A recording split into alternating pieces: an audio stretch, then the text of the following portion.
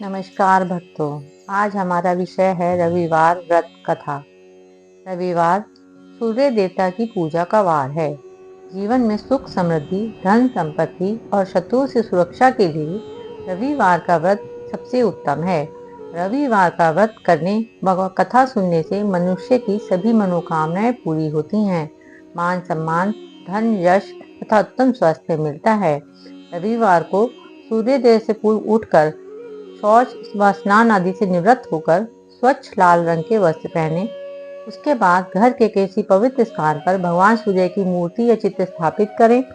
इसके बाद विधि विधान से गंध पुष्प आदि से भगवान सूर्य का पूजन करें। पूजन के बाद व्रत कथा सुने। व्रत कथा सुनने के बाद आरती करें। ओम सूर्याय नमः मंत्र का जाप करें। जप के बाद शुद्ध जल, रक्त, चंदन, अक्षत, लाल पुष्प और दूर्वा से सूर्य को अर्घ्य दें। सात्विक भोजन व फलाहार करें। भोजन में गेहूं की रोटी, दलिया, अमरूद, दही, घी और चीनी खाएं। रविवार के दिन नमक ना खाएं। आइए अब शुरू करते हैं रविवार व्रत कथा। प्राचीन काल में एक बुढ़िया रहती थी। वह नियमित रूप से रविवार का व्रत करती। रविवार के दिन सूर्योदय से पहले उठकर बुढ़िया स्नान आदि से निवृत्त होकर आंगन को गोबर से लीपकर स्वच्छ करती। उसके बाद सूर्य भगवान की पूजा करते हुए रविवार व्रत कथा सुनकर सूर्य भगवान का भोग लगाकर दिन में एक समय भोजन करती। सूर्य भगवान की अनुकंपा से बुढ़िया को किसी प्रकार की चिंता एवं कष्ट नहीं था।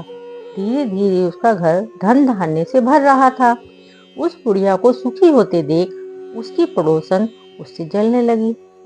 बुढ़िया ने कोई गाय नहीं पाल रखी थी, इसलिए वे अपने पड़ोसन के आंगन में बंधी गाय का गोबर लाती थी। पड़ोसन ने कुछ सोचकर अपनी गाय को घर के भीतर बांध दिया। रविवार को गोबर न मिलने से बुढ़िया अपना आंगन न लीप सकी।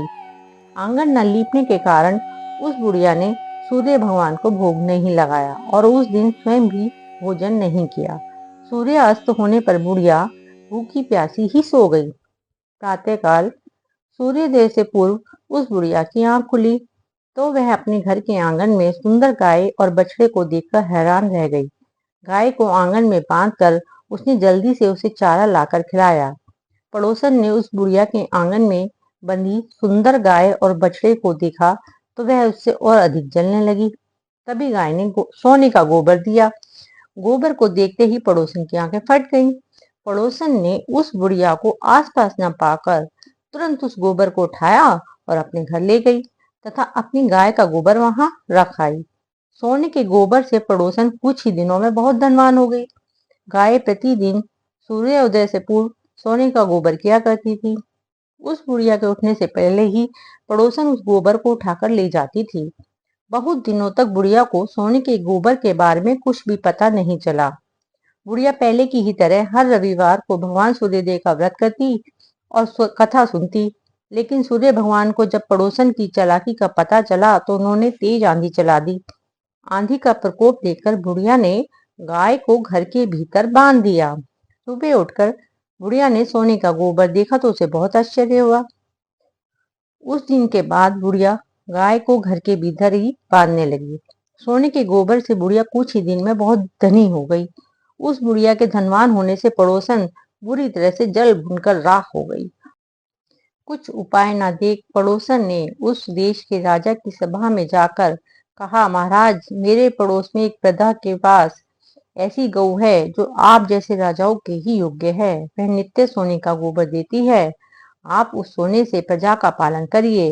वह बुढ़िया इतने सोने का क्या करेगी। राजा ने यह बात सुनकर अपने दूतों को बुढ़िया के घर गाय लाने की आज्ञा दी। बुढ़िया ईश्वर को भूख लगा भोजन ग्रहण करने जा ही रही थी कि राजा के कर्मचारी गऊ खोलकर ले गए। बुढ़िया काफी रोई चिल्लाई, किंतु कर्मचारियों के समक्ष कोई क्या करता। उस दिन से बुढ़िया गाय के वियोग में भोजन ना खा सकी और रात भर रो रो कर ईश्वर से गाय को पुनः प्राप्त करने के लिए प्रार्थना करती। उधर राजा गऊ को देखकर बहुत प्रसन्न हुआ, लेकिन सुबह जैसे ही वह उठा सारा महल गोबर से भरा दिखाई देने लगा। राजा ये देख घबरा गया।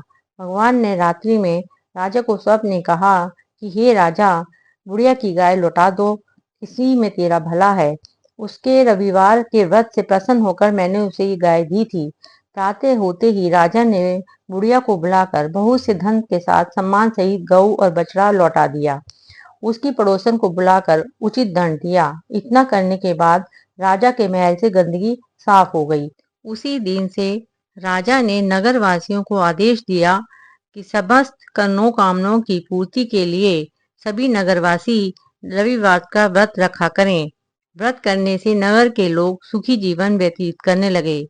कोई भी बीमारी तथा प्रकृति का प्रकोप उस नगर पर नहीं होता था। सारी प्रजा सुख से रहने लगी। बोलो सूर्यदेव महाराज की जय।